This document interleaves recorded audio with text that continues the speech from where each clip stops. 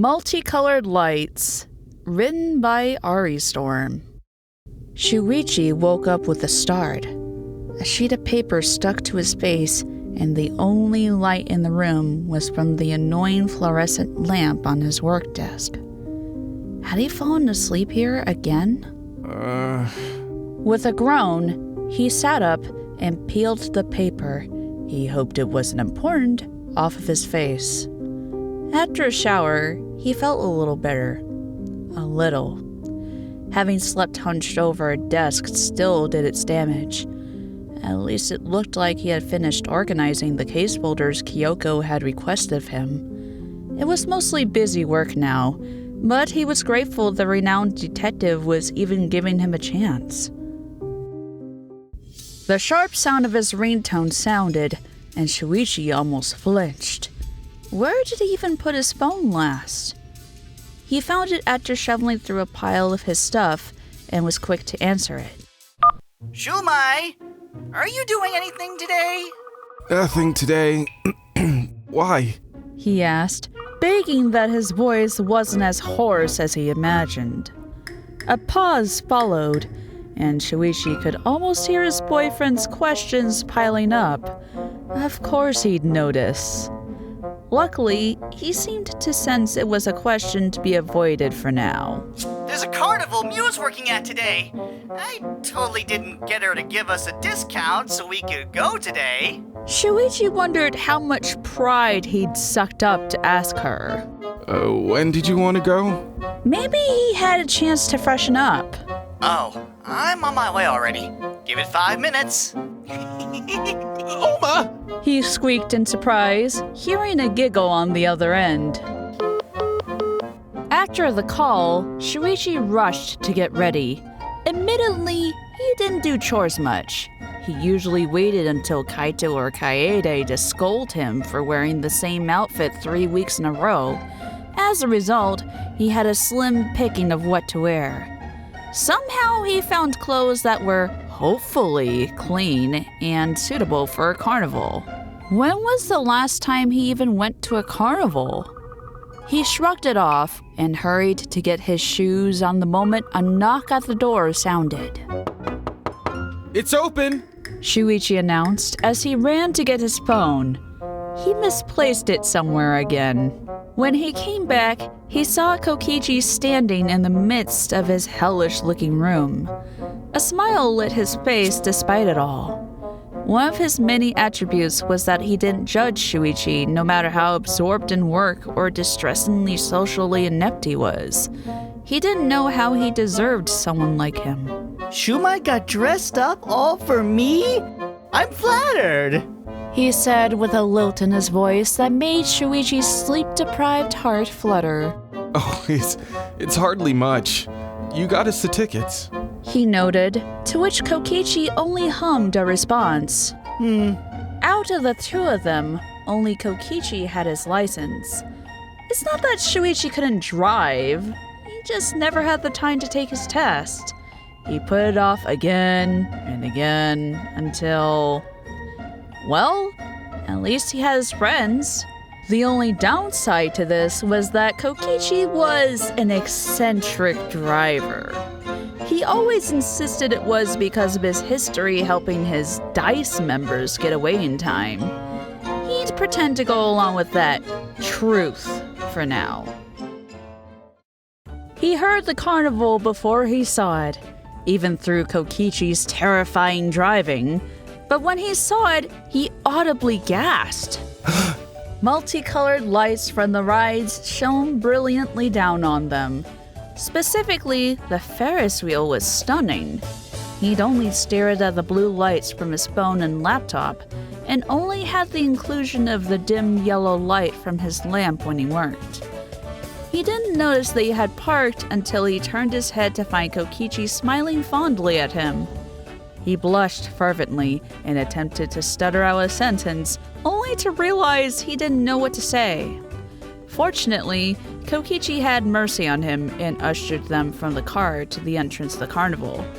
Crowds bustled around them, and the sounds of carny voices trying to get passerbys to play their games was in the air. What should we go on first? The roller coaster? Bumper cars? Look, that one's upside down!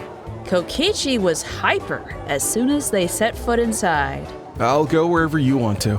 Shuichi said, enjoying watching his boyfriend eye the carnival with an almost childish glee. Shumai, I already got the tickets. This is our date now, you know? At least pick the first ride. He insisted, cupping Shuichi's face in his hands. Okay. Shuichi said, a blush spread onto his face again. How about the Ferris wheel then? Ferris wheel it is! Kokichi announced, then linked his arm with Shuichi's and dragged him to the ride. The lights of the Ferris wheel lit up both of their faces as they neared it. The line wasn't that long, so they only had to wait for a little while until they were let into one of the carts. Oh! Kokichi tripped on the floor of it, and Shuichi was quick to catch him. Totally did that on purpose. I knew my beloved would save me. He said with a smirk, sitting down in the cart as if nothing had happened. Shuichi rolled his eyes playfully and sat on the seat across from him. The Ferris wheels started its cycle, and suddenly the lights seemed insignificant. There was a peaceful silence on this ride, even with the screams of people on other rides below. This is nice. Shuichi couldn't help but say. He looked up when Kokichi took his hand in his. I figured you needed something to distract you from work. Dumb guy to let it slip. You've been cooped up all weekend. Kokichi said thoughtfully, rubbing circles on his boyfriend's palm. Despite how he made it seem, Kokichi was just as observant as he was on others' emotional states. For Shuichi, it was a skill he perfected through his line of work. For Kokichi, it was a skill he perfected through reactions to his almost casual lying throughout his life. They weren't so different, and yet Shuichi found himself unable to muster up what to say in response to this gentle gesture. Every sight of this strange man made him melt with happiness. Thank you, Oma. It means a lot to me. He finally found his words of gratitude, leaning in to kiss the other's forehead before he had a chance to complain. Kokichi looked up with a bright red blush on his face, though he tried to turn away and shrug it off. There was only so much space in this Ferris wheel cart. Aha! You just caught me off guard. Well played, detective. I won't fall for your tricks again. He insisted, and Shuichi couldn't help but giggle at this display. It wasn't the first time it happened, and surely wouldn't be the last. They could communicate how they felt easily enough without words anyway. Finally, the Ferris wheel finished circling around, and the two were let out of their cart. Kokichi seemed to take extra precaution this time in not losing his balance. Roller coaster next!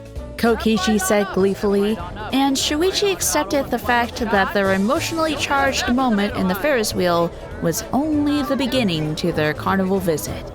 Despite the crowd and scammy game hosts around them, both things Shuichi would normally get panicky around, he found he wouldn't want to be anywhere else but where he could keep hold of Kokichi's hand.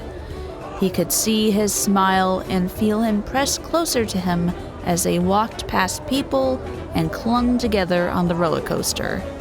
His tiredness from the morning forgotten, he could only think of how happy he was to spend time with his favorite person in the world.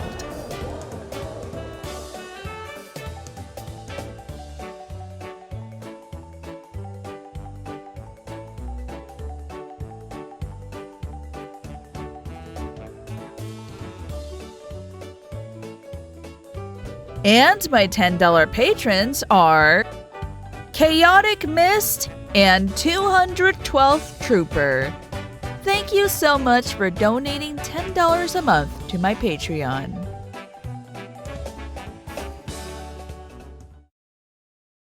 Hey everyone, Agent Fluffy here, and thank you for watching. If you enjoyed this video, please like and subscribe to my channel.